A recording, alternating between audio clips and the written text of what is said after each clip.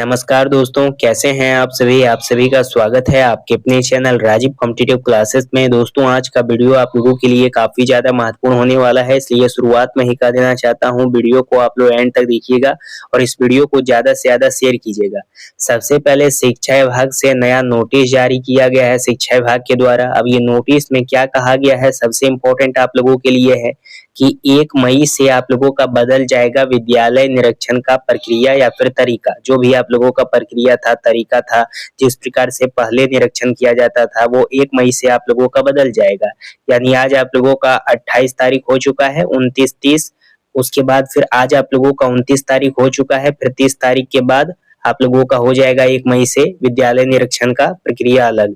इसलिए स्कूल में अब इन पंजियों की होगी जांच। क्या क्या पंजी की जांच होगी, इसी के बारे में हम लोग जानेंगे और साथ ही साथ हेडमास्टर, हेड टीचर का, जो भी शिक्षक साथी हैं, सभी का जांच होगा। तो वीडियो काफी ज्यादा इंपॉर्टेंट है और सचिवालय से भी काफी सारा अपडेट निकल के आया है। एक एक अपडेट मैं आप लोगों को बताने वाला हूं, इसलिए वीडियो एंड तक देखिएगा। वीडियो काफी ज्यादा इंपॉर्टेंट है। नए हैं चैनल पे सब्सक्राइब कीजिएगा, बेल आइकन को प्रेस कीजिएगा। वीडियो को शुरू करते हैं तो वाले अपडेट देख लेते हैं। सबसे पहले यहाँ पे देखिएगा, वेतन और उपस्थिति। बिहार के लगभग 5.9 लाख शिक्षकों का वेतन ई शिक्षा कोष पोर्टल से जोड़ा जा चुका है। अब वेतन का भुगतान पूरी तरह से दैनिक ऑनलाइन उपस्थिति और मानव संसाधन प्रबंध प्रणाली HRMS के आधार पर किया जाएगा। अब यहीं पे कई सारे जो शिक्षक थे वो लगातार बात कर रहे थे इस बारे में कि वेतन हम लोगों का कब तक आएगा।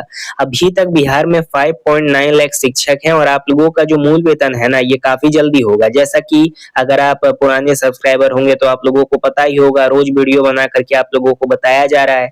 कई सारे शिक्षक को मुख्यमंत्री विजय कुमार चौधरी से जाकर के मिले थे और उनके द्वारा कह दिया गया कि अब यहाँ पे जो भी आप लोगों का मूल वेतन दिया जाता है वो 1 तारीख को दे दिया जाएगा। जैसे कि अप्रैल वाला जो आपका पेमेंट है वो मई में आएगा ना, तो 1 मई को मिल जाएगा। उसी प्रकार से मई वाला जो पेमेंट होगा वो जून में आपको मिलेगा, जून वाला जुलाई में मिलेगा, जुलाई वाला अगस्त में मिलेगा, अगस्त वाला सितंबर में मिलेगा, सितंबर वाला अक्टूबर में मिलेगा, ठीक है, अक्टूबर वाला नवंबर में मिलेगा और नवंबर वाला दिसंबर में और दिसंबर वाला जनवरी में। तो इस प्रकार से जो आप लोगों को सैलरी दिया जाता है ये 1 तारीख को दे दिया जाएगा। जैसे अभी अप्रैल का मूल वेतन जब आपको दिया जाएगा तो वो 1 मई को दे दिया जाएगा। पहले क्या होता था कि आप लोगों का जो सैलरी है ये ज्यादा लेट कर दिया जाता था, 15 तारीख तक खींच लिया जाता था, लेकिन अब ऐसा नहीं है, अब आपको टाइम पे मिल जाएगा। ये सबसे बढ़िया प्रक्रिया आप लोगों के लिए है, ठीक है। ये आप लोगों के लिए इंपॉर्टेंट खबर नहीं है। आगे बढ़ते हैं। ट्रांसफर स्थानांतरण। राज्य के सरकारी स्कूलों में शिक्षकों के स्थानांतरण यानी ट्रांसफर की वर्षों पुरानी प्रणाली में बदलाव को लेकर सरकार मंथन कर रही है और नई नीति पर कार्य किया जा रहा है। अब देखिए, मेरे द्वारा पहले आप लोगों को बताया गया था, अभी जो आप लोगों का फ्रेश बहाली आएगा ना, जिसमें नए नए अभ्यर्थी फॉर्म अप्लाई करेंगे, तो उसमें 20 जिला का आवंटन दिया गया है। लेकिन अभी फिलहाल के लिए सरकार के द्वारा यह कहा गया है कि पहले से जो कार्यरत है ना, चाहे वो विद्यालय अध्यापक हो, विशिष्ट वाले हो, नियोजित वाले हो, HMST हो या फिर कोई भी शिक्षक है विशिष्ट वाले, सभी शिक्षक जो अभी कार्यरत हैं, आपको पूरा सेवा काल में 2 बार दिया जाता है ट्रांसफर का। यानी कि 2 बार आप अपना ऐच्छिक स्थानांतरण ले सकते हैं, ठीक है। अब यहाँ पे जिनका ऐच्छिक हस्तांतरण हो गया है वो तो खुश हैं, लेकिन जिनको नहीं मिला है उनके पास 2-2 चांस है, वो पूरा सेवा काल में कभी भी ले सकते हैं। बिहार में 8वां वेतन आयोग को लेकर देखिए क्या अपडेट है। बिहार में 8वां वेतन आयोग के गठन को लेकर फिलहाल कोई आधिकारिक अधिसूचना जारी नहीं हुई है। बिहार के नियोजित शिक्षकों को राजकर्मी का दर्जा मिलने के बाद विशिष्ट के रूप में 7वें वेतन का लाभ दिया जा रहा है। 8वें वेतन आयोग के लागू होने और नई सैलरी मिलने की प्रक्रिया केंद्र सरकार द्वारा आयोग के गठन और राज्य सरकार की स्वीकृति के बाद ही स्पष्ट होगा। और वैसे भी बताया गया था कल के वीडियो में आप लोगों को कि कई सारे शिक्षकों के द्वारा केस कर दिया गया था, जिसके कारण से जो आप लोगों का पटना उच्च न्यायालय है उसका लिखित में आश्वासन नहीं आया बिहार सरकार के पास, इसीलिए आपको 7 पे कमीशन, 8 पे कमीशन नहीं दिया गया। और फिर आप लोगों का ट्रांसफर पॉलिसी या फिर जो आप लोगों का पे प्रोडक्शन है या फिर जो आप लोगों का प्रमोशन है वो ला करके आप लोगों को इस प्रकार से कर दिया गया। कई सारे शिक्षक ऐसे हैं जो लगातार प्रयास कर रहे हैं कि हमारा जो न्यूनतम आयु सीमा है ना रिटायरमेंट का वो 65 वर्ष किया जाए। अब देखिए 65 वर्ष आप लोगों का न्यूनतम जो है वो किया जा सकता है। सबसे पहले विश्वविद्यालय के शिक्षक जितने भी हैं, बिहार में जितने भी विश्वविद्यालय हैं, यूनिवर्सिटी हैं, उसमें सभी शिक्षकों का रिटायरमेंट उम्र जो है ना ये 65 वर्ष निर्धारित किया गया है। और स्कूल शिक्षक का हाल ही में बिहार विधान परिषद से शिक्षक प्रशिक्षक अब यहाँ पे रिटायरमेंट उम्र को 65 वर्ष पर विचार करने की बात कही गई थी, लेकिन स्कूल शिक्षकों के लिए इसे 60 से बढ़ाकर 65 वर्ष करने का कोई अंतिम सरकारी आदेश या अधिसूचना अभी तक जारी नहीं हुई है। और इसी को लेकर अभी सदन भी स्टार्ट हो गया है, तो सदन में बिहार विधान परिषद में इसको लेकर जोरों शोरों से चर्चा है कि जो भी शिक्षक है उनका 60 वर्ष से बढ़ा करके 65 वर्ष कर देना चाहिए न्यूनतम आयु। इस प्रकार से बिहार के यूनिवर्सिटी में प्रोफेसर कार्यरत हैं।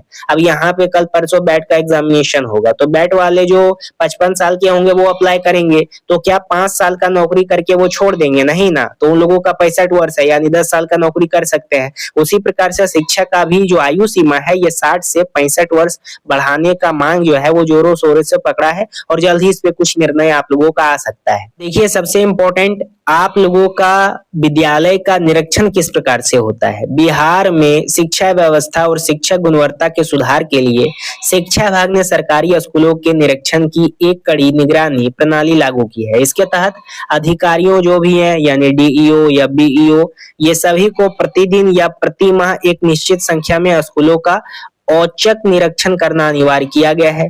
दैनिक मानसिक लक्ष्य, अधिकारियों को हर महीने कम से कम 25 विद्यालय का औचक निरीक्षण करने का निर्देश दिया गया है। कमांड एंड कंट्रोल सेंटर, स्कूलों में शिक्षकों की उपस्थिति और पठन पाठन की स्थिति पर नजर रखने के लिए राज्य मुख्यालय से डिजिटल मॉनिटरिंग की जाती है। जांच के बिंदु क्या है? निरीक्षण के दौरान शिक्षकों की बायोमेट्रिक उपस्थिति, छात्रों की उपस्थिति, मिड डे मील की गुणवत्ता और स्कूल में साफ सफाई या बुनियादी सुविधा की जांच की जाती है। तो ये सब आप लोगों का जो पहले चलाया जा रहा था वही फिर से 1 मई से आप लोगों का चलाया जाएगा। प्रतिदिन हो सकता है या फिर आप लोगों का प्रति माह में 25 विद्यालय का टारगेट रखा जाता है। वैसे भी कई सारे प्रखंड शिक्षा अधिकारी हैं, कई सारे बीओ हैं, कई सारे डीओ हैं, तो सबको ये निर्देश दिया गया है कि जा करके सबको चेक कीजिए। और ये एक अच्छा पोजीशन भी है, चेक करना भी बहुत जरूरी है, क्योंकि आप जानते ही हैं बिहार का एजुकेशन सिस्टम किस प्रकार से है। पहले काफी खराब व्यवस्था थी, कई सारे शिक्षक जाते थे, अच्छे तरीके से पढ़ाते नहीं थे बच्चों को, जनवरी फरवरी लिखने का किसी को अकल नहीं, और वो भी शिक्षक बन गए हैं और उनको भी पे कमीशन चाहिए। तो यहाँ पे सबसे बड़ी बात निकल के आती है कि पे कमीशन जब आपको मिल जाता है, अगर रेट पे कमीशन आपको मिल जाता है तो जिसको 18,000 रुपया आज मिल रहा है उसको 75,000 डायरेक्ट मिलेगा। तो इस कारण से अगर आपको जनवरी फरवरी लिखने का अकल नहीं होगा तो किस प्रकार से आप बच्चे का भविष्य बना सकते हैं? इस कारण से सभी को ये निर्देश दिया गया है कि सब जा करके निरीक्षण करो कि कौन शिक्षक पढ़ाता है कौन नहीं, और उसको निलंबित करो जो अच्छे तरीके से नहीं आते हैं, मिड डे संचालन नहीं करवाते हैं, छात्रों का उपस्थिति नहीं बनाते हैं या बायोमेट्रिक नहीं करवाते हैं। तो इस प्रकार से साफ सफाई का बुनियादी सुविधा का जांच करने के लिए एक प्रोग्राम चलाया गया है।